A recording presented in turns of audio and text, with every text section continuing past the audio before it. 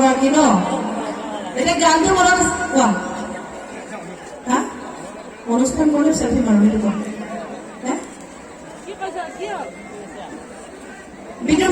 বিদৰ গীতটো শুনিছেনে মনত আছে বোলে মানুহজনীয়ে কৈ যায় বোলে কামৰে এতিয়া চাব মোৰ লগততো ঢোল নবজায় লোকৰ লগত হকী আহিছে লোকে ঢোল চোল বজাই দিছে মোৰ লগততো ঢোল বজা মানুহ নাই